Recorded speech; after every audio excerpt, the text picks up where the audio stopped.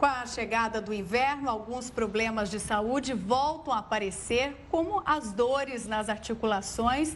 E no Link Saúde de hoje, nós vamos entender melhor por que o corpo reage dessa forma no frio e o que fazer para evitar essas dores. Vamos receber o doutor Maurício Póvoa Barbosa, médico ortopedista do Hospital Moriá. Boa noite, obrigada. Boa noite, Gustavo. Boa noite, doutor. Doutor, então, quando as temperaturas caem, aí vem aquela famosa, as dores nas juntas. Sim. Então, isso é comum. É bem comum. Na verdade, a gente recebe muitos pacientes nessa época do ano com esse tipo de queixa. E o corpo humano é fantástico, né? Ele reage diferente no calor e no frio. Então, no calor, exatamente para a gente perder calor, você faz uma vasodilatação periférica, o sangue ele circula mais pela periferia, exatamente para perder calor. E no frio existe a vasoconstrição. O que seria a vasoconstrição? Então, os vasos que estão nas extremidades, exatamente para você não perder calor, eles se fecham.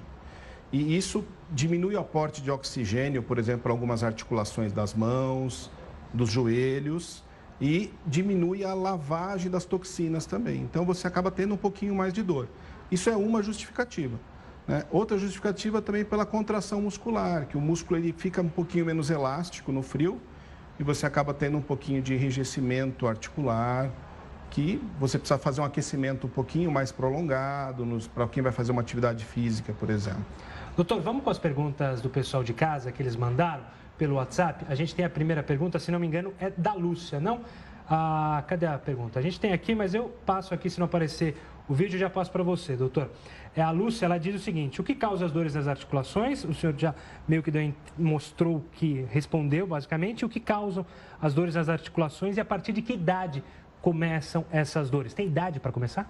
Tem. Então, assim, a gente tenta dividir a dor articular em dois grandes grupos, né? Então, um grupo é de pacientes com uma doença autoimune, que é artrite reumatoide, lúpus eritematoso sistêmico, espondilite anquilosante. Então, são doenças onde o paciente ele começa a reagir contra o tecido sinovial, contra a cartilagem, e existe um processo inflamatório crônico importante. E o do grupo das doenças, de não doença autoimune, ou seja, que são causas traumáticas, lesões de cartilagem, bursite, trauma de ligamento.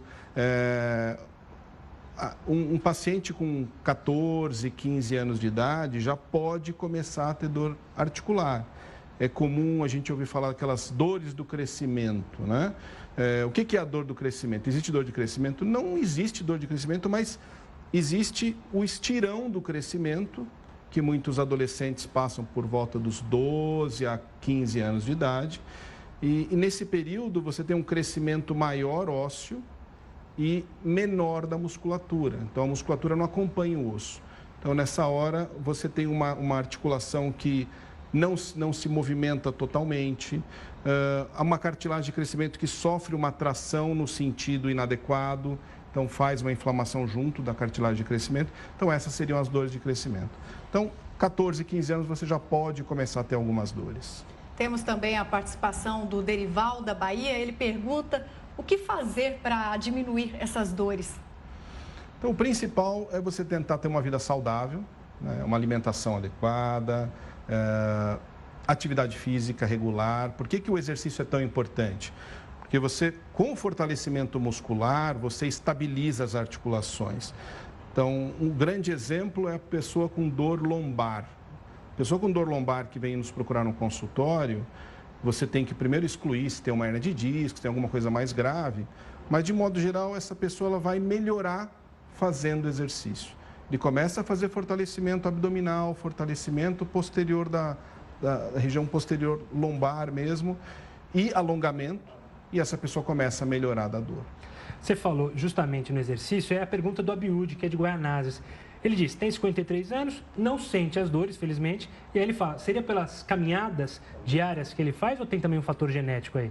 Com certeza tem um fator genético, ele deve ser abençoado por Deus, provavelmente. Mas as caminhadas, com certeza, ajudam no fortalecimento muscular. Se ele faz caminhada ao ar livre, ele ainda faz a produção de vitamina D. que hoje se fala tanto sobre esse assunto, e a vitamina D, ela melhora a força óssea, a qualidade óssea, acaba diminuindo dor também. E para tratar? Tratar a dor articular, na verdade, é um grande capítulo aí da medicina. Então, a primeira coisa é tentar fazer um diagnóstico, né?